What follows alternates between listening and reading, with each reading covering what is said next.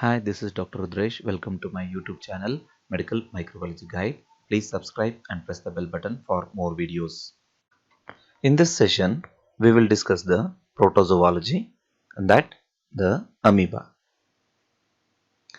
Amoeba is a single-celled organism that constantly changes its shape. The name amoeba is derived from the Greek word amoib, which means the change. We broadly classify the amoeba into intestinal amoeba and free-living amoeba. Again, the intestinal amoeba can be subdivided into pathogenic and non-pathogenic ones. The only pathogenic intestinal amoeba is Entamoeba histolytica. The non-pathogenic amoeba are Entamoeba dispar, Entamoeba meshkovsky, Entamoeba coli, and Entamoeba gingivalis. There are a lot of free-living amoeba in the environment, but I have listed only the three medically important free-living amoeba.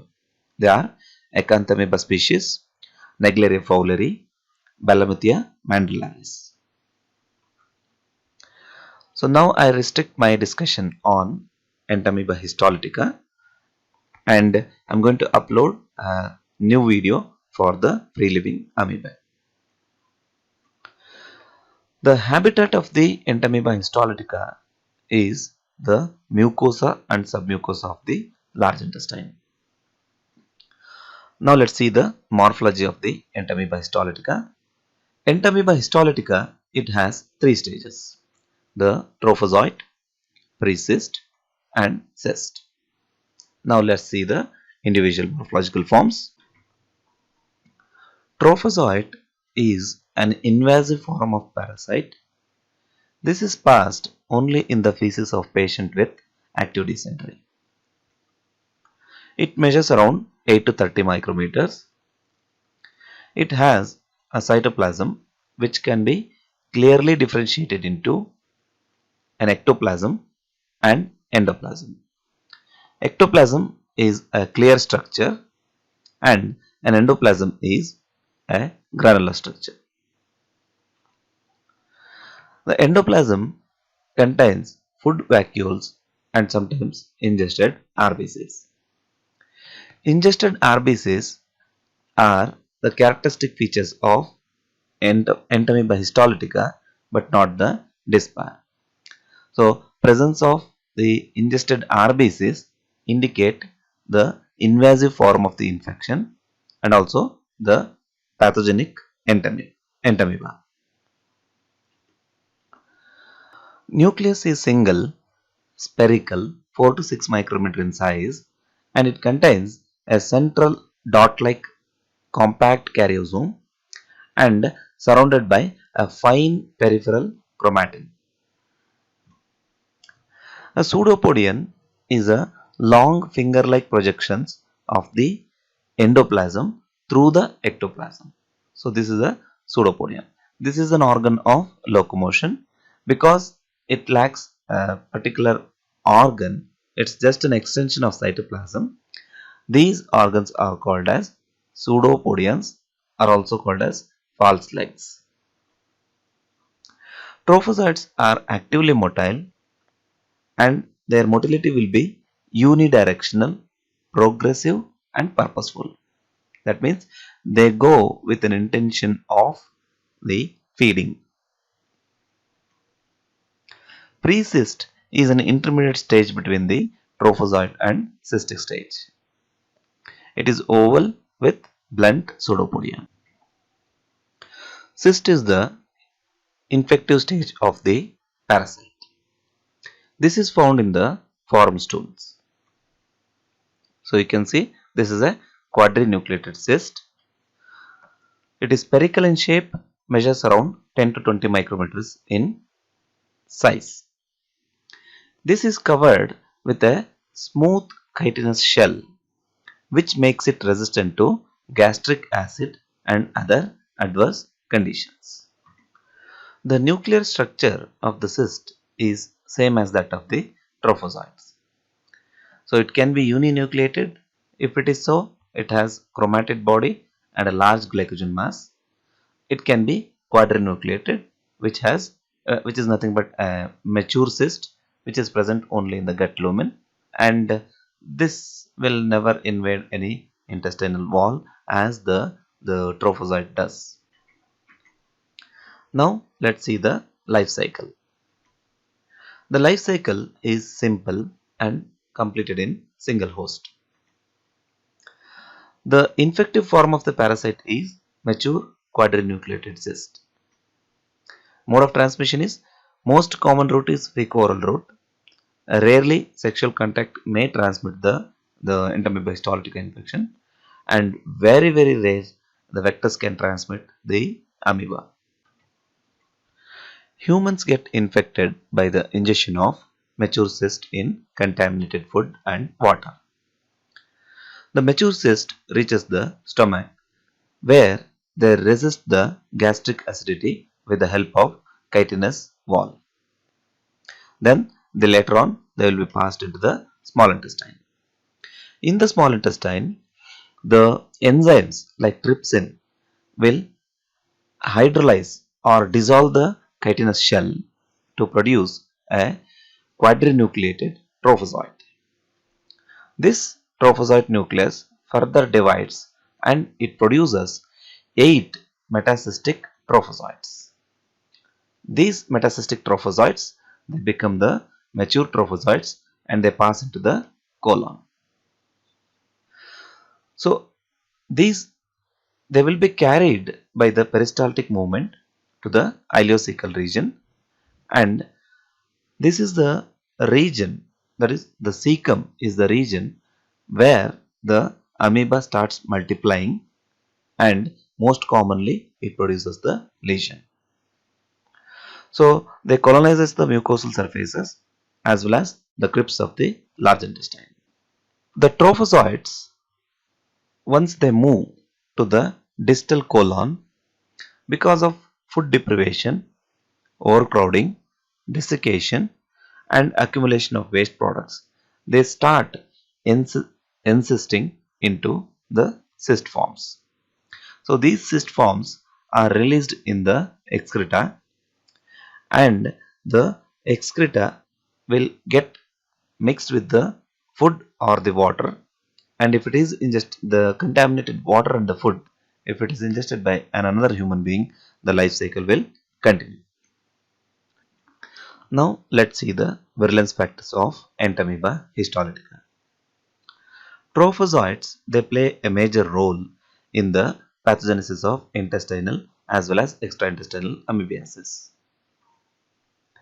Amoebic lectin antigen is present on the trophozoites of pathogenic Entamoeba histolytica. A similar type of lectin antigen can also be produced by Entamoeba dispar. This lectin antigen is a 260 kilodalton surface protein that consists of 170 and 35 kilodalton subunits.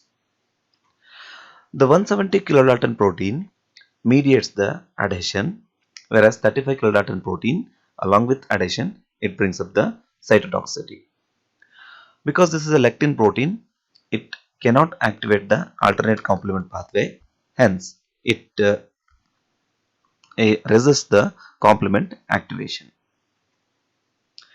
There are some other proteins like amoebic pore forming protein, cystine proteinases, so they can degrade the secretory IgA and the immunoglobulin G.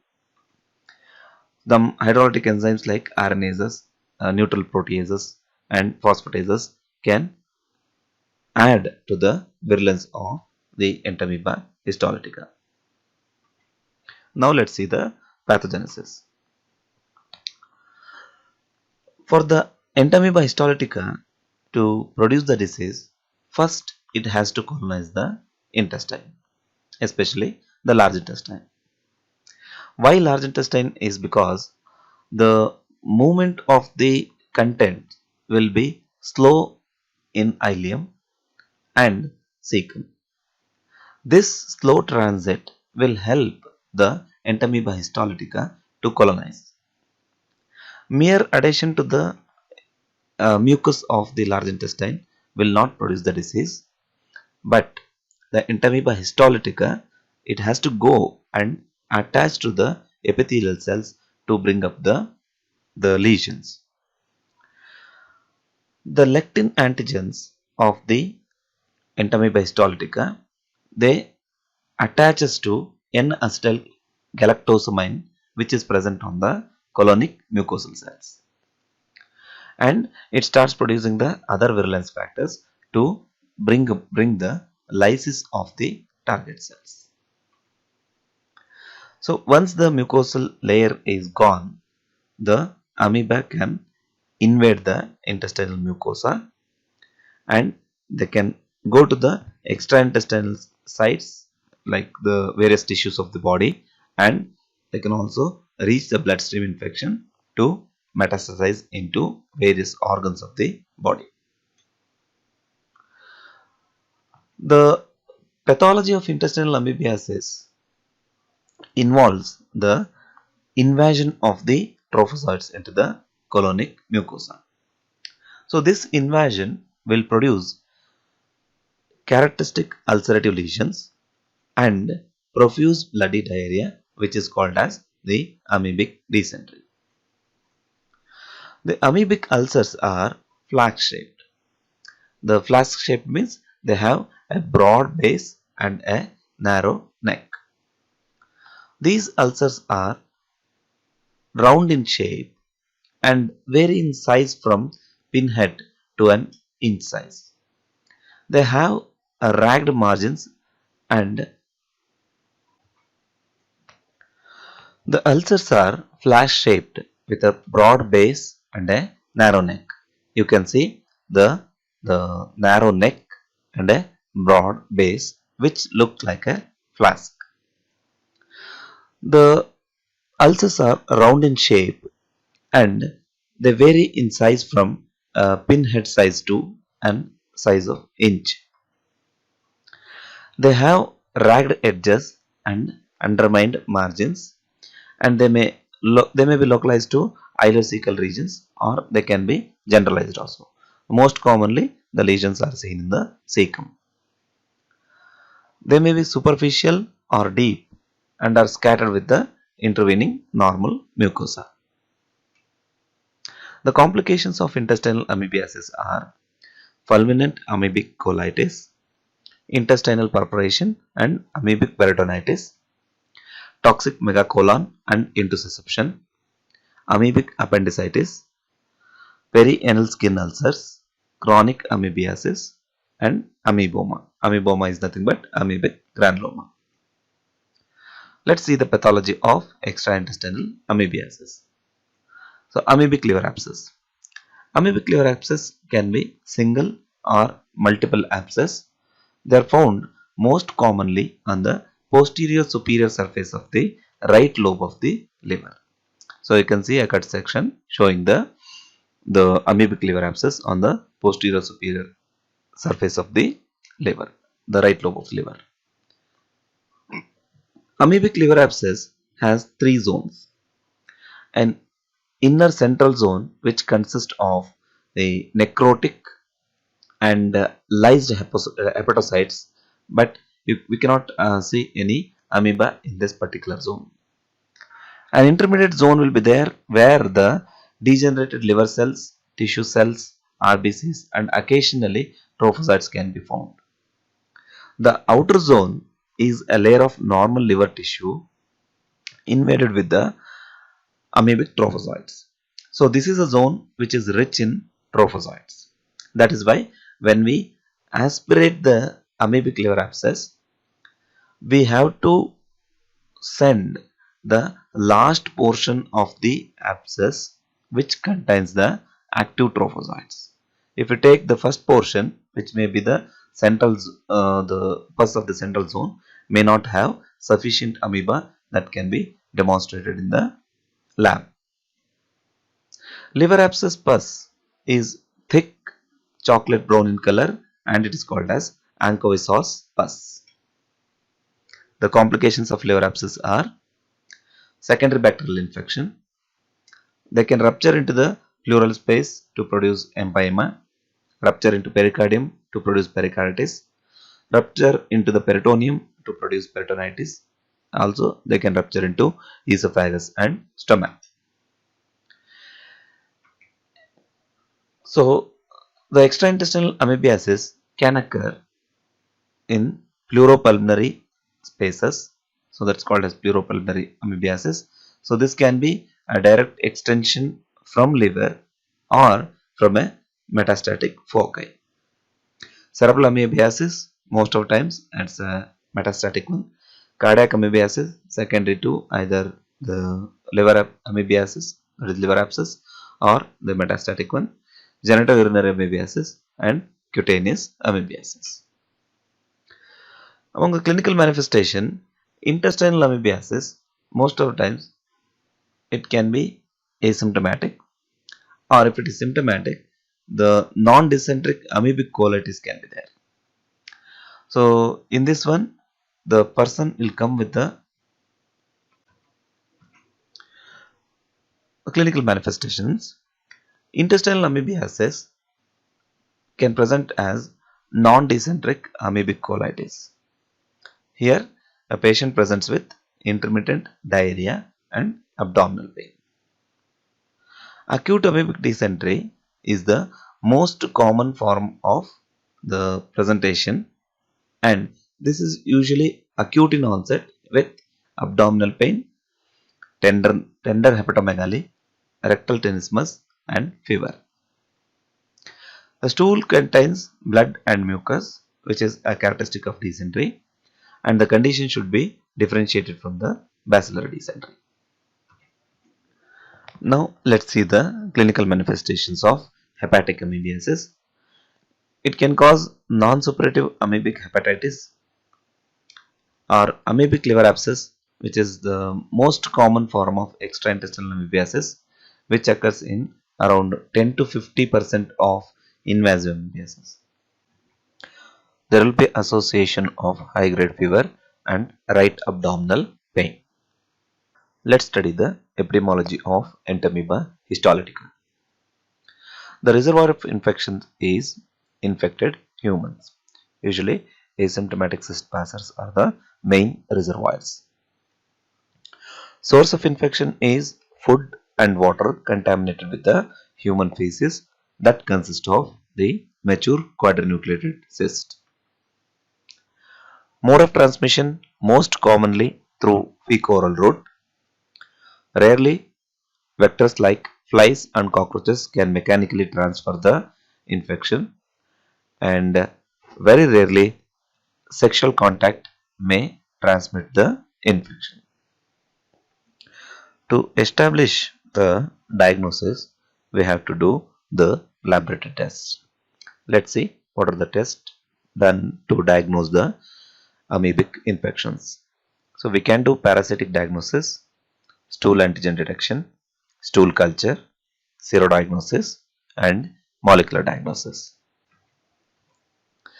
The demonstration of the parasitic forms in the specimens will establish the diagnosis. So for intestinal amoebiasis, we have to collect the stool. We can also diagnose the intestinal amoebiasis by collecting the rectal exudates and rectal ulcers.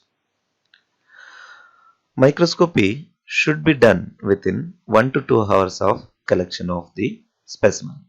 This is because the motility of the trophozoites will decrease after 1 to 2 hours, and also they may get destroyed.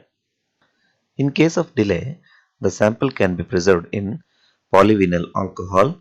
This will preserve the morphology of the trophozoite, which can be demonstrated by the staining techniques. The microscopy can be done by doing iodine or the saline mount. Usually, saline mount will be used for demonstration of the trophozoite and iodine mount for the demonstration of the cyst. The iodine will kill the trophozoite, hence we prefer to do saline mount for the demonstration of trophozoites. So if you do take one specimen, then the sensitivity of detection of the parasitic forms is around 30 to 50%. So if we take 3 consecutive stool specimens, then the sensitivity will increase up to 90%. In cases where the parasitic load is very less, then we have to do stool concentration techniques. The formal ether concentration technique is used for the cyst, but no methods are available for the demonstration of the trophozoites. So we can do the staining for the stool smears. So permanent stainings like iron hematoxylin, trichrome stain and periodic acid stain can be used for staining the stool specimens. So we can demonstrate the internal structures of the trophozoite and cyst, which helps in the diagnosis of Entamoeba histolytica infection. The stool culture is used for diagnosis of chronic and asymptomatic intestinal infections. So we can also study the amoeba in detail. We can do the stool culture in two methods, that is, we can use the polygenic culture media or polygenic culture and the exenic culture. The polygenic cultures means we are going to use the bacteria, like 4 to 5 bacteria along with the basal medium. So the medium which are used for polygenic cultures are National Institute of Health medium, Burke and Dr. Behlav egg serum based medium, Balamut's medium and Nelson's medium. The exenic culture using the Diamond's medium. Exenic culture means we are not going to use any bacteria in the culture medium already, because the culture medium will be already rich in the nutrients. The amoebic abscess can be diagnosed by the aspiration of the pus from the suspected liver abscess. So demonstration of the trophozoites in the aspirated liver pus will establish the diagnosis. The amoeba are abundant on the wall of the abscess. Therefore, they are best demonstrated in the last part of the pus, which is aspirated. So we can do the light microscopy, which is done similarly to the stool specimens, or we can culture it on the NIH or Robinson's medium. The aspiration of the liver pus will be associated with some of the risk factors like bleeding, peritoneal spillage and secondary bacterial infections. We can do the antigen detection in the specimens, both for the stool as well as the abscesses. We can detect the 170 kilodalton lectin antigen, which is specific for Entamoeba histolytica. So we use the principle of ELISA to detect this antigen in the specimens. Serodiagnosis can be done for invasive disease. We can demonstrate the amoebic antibodies by using indirect hemagglutination test or indirect fluorescent antibody test or ELISA. Molecular methods will help in the diagnosis of Entamoeba histolytica, as well as we can differentiate the Entamoeba histolytica from Entamoeba dispar. So many molecular methods are used for the diagnosis, like DNA and RNA probes, PCR, riboprinting and isoenzyme patterns, which are called as zymodemes. The other modalities of diagnosis include the radiological diagnosis like X-ray abdomen, ultrasound abdomen, CT scan and MRI. The treatment of the amoebic infections can be done using various antiparasitic drugs. The luminal amoebocytes are the one which kills the parasites which resides only in the intestine. The luminal amoebocytes are diloxanate furoate, hydroxyquinol and paromomycin.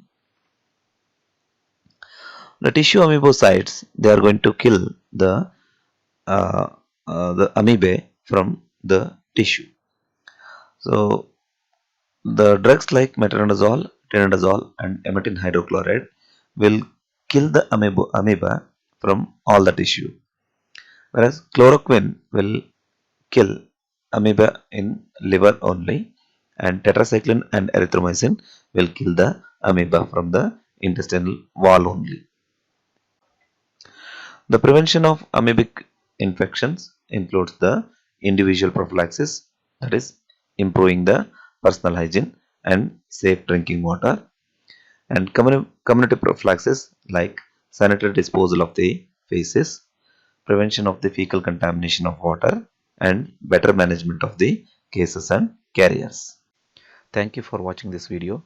Please subscribe and press the bell button for more videos.